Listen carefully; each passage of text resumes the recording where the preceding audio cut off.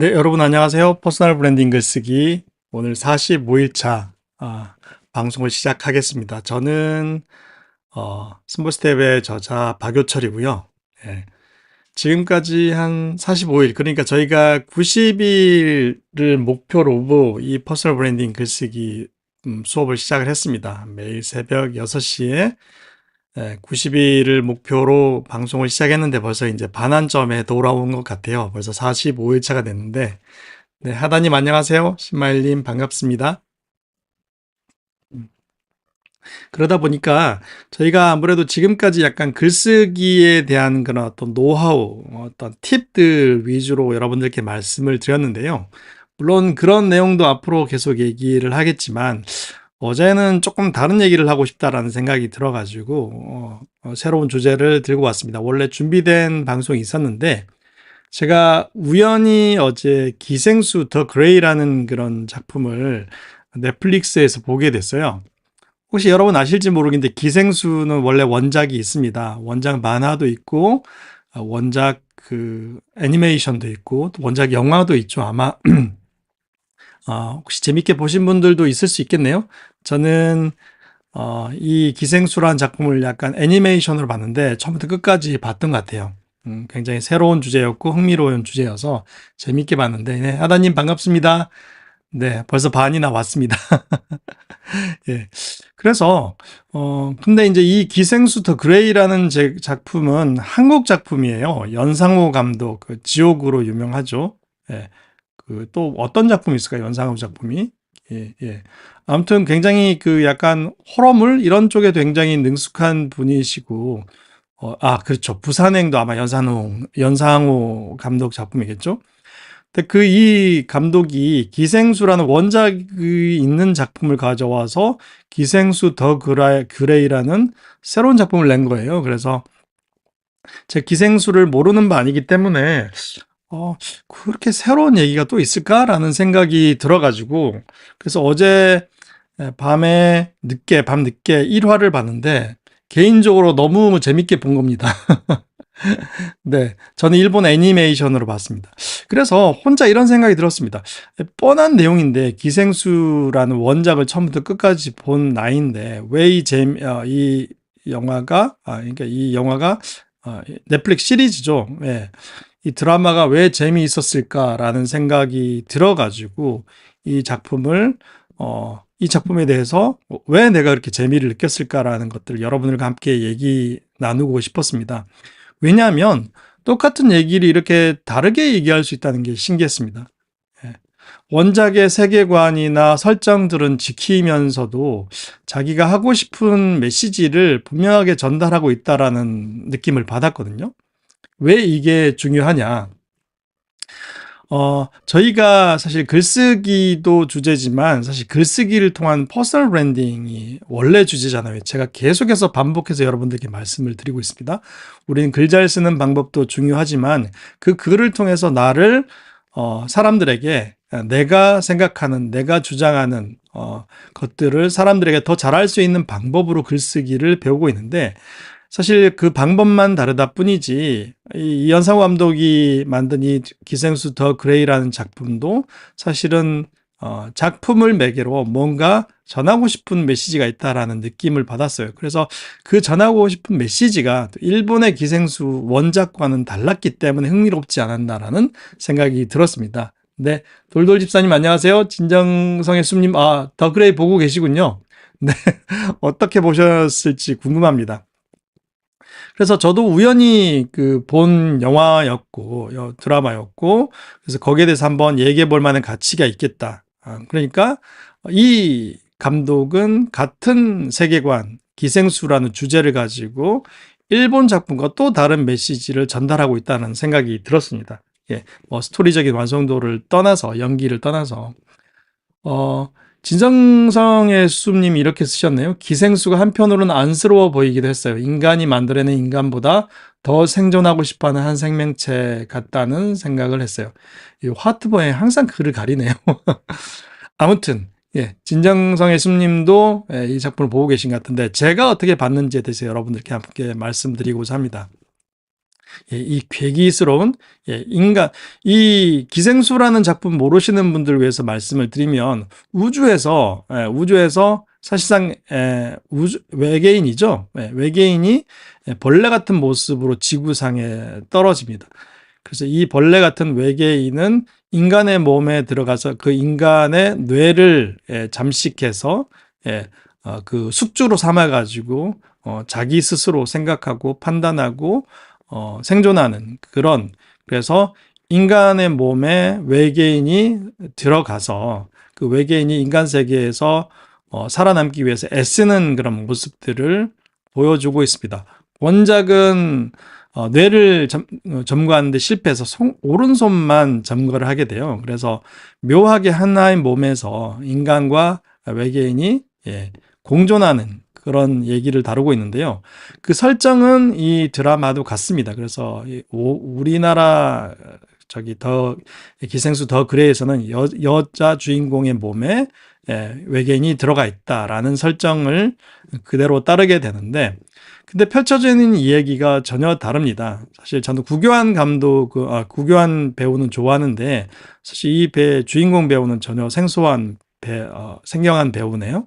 처음 보는 것 같고요. 이정현 배우는 아마 여러분들도 더 잘 알고 계실 거예요. 옛날에 꽃잎인가요? 그 영화로 유명한 배우인데, 아무튼 연기도 너무 좋습니다. 근데 제가 왜 재미있을까 곰곰이 생각을 해보니까 이런 생각이 들었어요. 일본의 기생수는요, 그러니까 개인의 스토리가 주인공입니다. 그러니까 일본 그 만화 그리고 애니메이션, 영화에서는 그러니까 내 몸에 들어온 그런 어떤 외계인과 공존하는 법, 그러니까 오른손만 차지한 외계인과 하나의 몸에서 생존하기 위해서 서로 공조하고 서로 돕고 협업하고 갈등하는 모습들을 다루고 있죠. 근데요, 이 기생수 더 그레이는 좀 다릅니다. 사실은 이런 외계인, 기생수 얘기보다는 사람의 이야기, 사회 문제를 다루고 있어요.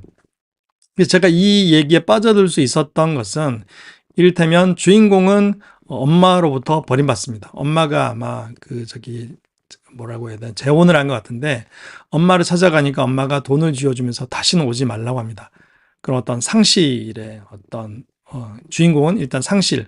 그래서 왜 자기에게 나쁜 일이 일어나면 이렇게 불행한 일들이 자기에게 생길까라는 자괴감을 가진 주인공이고 되게 무기력한 주인공이거든요.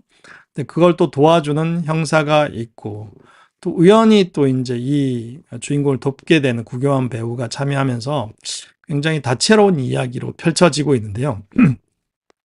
이 기생수 더 그레이가 일본 작품과 가장 중요한 차이가 이런 어떤 개인의 이야기에서 모두의 이야기로, 개인의 문제에서 모두의 문제로 접근하고 있다는 겁니다.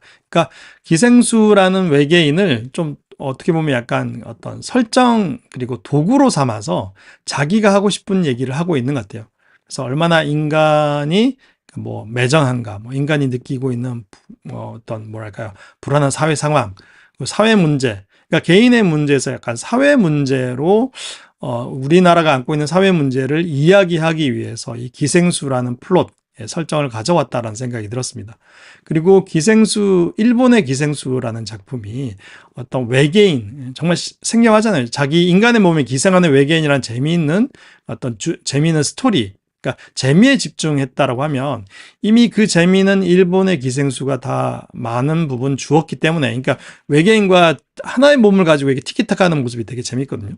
근데 연상호 감독은 그 재미를 넘어선 어떤 사회적 문제, 그 의미로 접근을 합니다. 여러분들 제가 얘기하는 게 좀 이해가 되실지 모르겠어요. 저는 그렇게 봤습니다.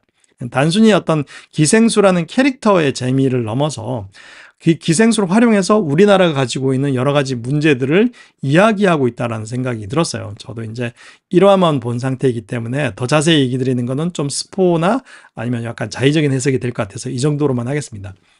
저는 이렇게 생각했습니다. 그러니까 하나의 브랜드가 된다. 한 사람이 하나의 브랜드가 된다는 건 세상에 어떤 독특한 질문을 던질 수 있을 때 가능하다라고 생각이 들어요. 감히 제가 비교하기는 좀 그렇지만 구본영 선생님, 제가 지난 시간에 말씀드렸던 구본영 선생님은 1998년도 IMF를 맞는 평범한 직장인들이 어떻게 이 달라진 세상에서 살아남을 수 있을까라는 질문을 던졌습니다. 그래서 해법도 제시했죠. 매일 새벽에 2시간씩 확보해서 너만의 경쟁력, 너만의 컨텐츠를 만들어라. 그런 메시지를 전달했고 거기에 동의한 분들이 많았기 때문에 책도 많이 팔렸고 제자들도 생겨서 10년 이상이 지난 그 구본영 선생님이 세상을 떠났음에도 불구하고 10년이 넘어도 활발하게 수많은 그런 어떤 제자들이 활동을 하고 있죠. 저랑 같이 일하고 계신 대표님도 구본영의 직계 제자분이셔서 한 사람이 브랜드가 된다는 게 이렇게 영향력이 크구나라는 생각을 했습니다. 이슬아 씨는 어떤가요? 제가 어떤 개인 브랜드를 얘기할 때 가장 먼저 생각나는 분인데 정말 학자금 대출금을 갚기 위해서 이분은 매일 하나씩의 글을 쓰는, 그러니까 10,000원을 받고 매일 수년, 한 몇 년 됐나요? 얼마나 지속됐는지는 모르겠는데 매일 한 편씩 자기의 글을 써서 자기 학자금 대출금도 갚고 또 일간 이스라라는 선명한 브랜드를 우리에게 각인을 시켰죠. 지금은 이제 작가로 굉장히 왕성한 활동을 하고 계신 걸로 알고 있습니다. 자기 출판사도 만들고요. 그리고 이 얘기를 하는 저는 스몰 스텝이란 그리고 스몰 브랜드라는 책을 통해서 이 시대에 스몰 브랜드, 작은 브랜드가 살아남는 법을 지난 7년 동안 꾸준히 이야기하고 있습니다. 그래서 이 시점에서 여러분들께 이런 질문을 드리고 싶어요. 단순히 글쓰기 노하우를 배우는 것보다 여러분은 세상에 어떤 질문을 던지고 싶으신지 궁금하거든요. 네. 여러분은 이 세상에 어떤 메시지를 전달하고 싶으십니까? 어떤 질문을 하고 싶으세요?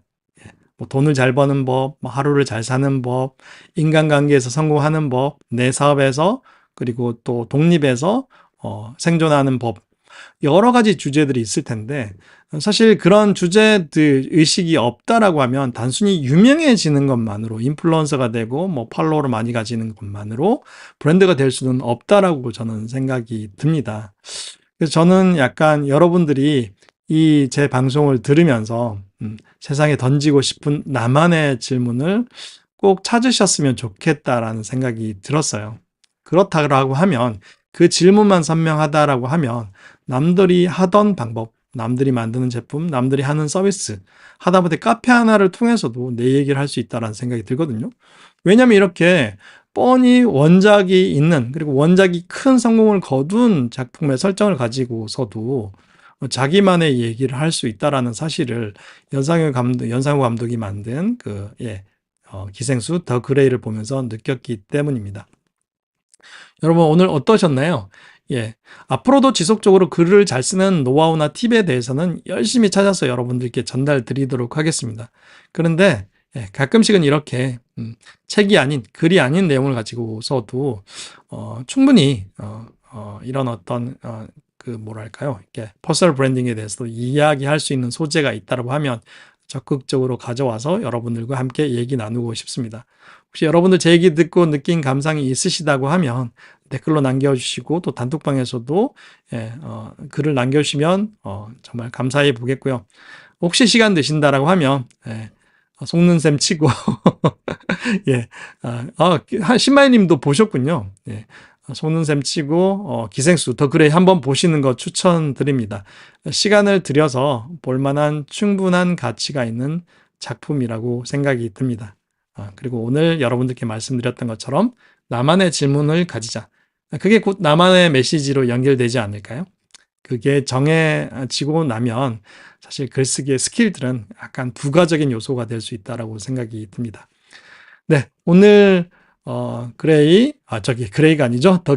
기생수, 기생수, 더 그레이라는 작품을 가지고 퍼스널 브랜딩에 대해서 여러분들과 함께 얘기 나눠 봤습니다.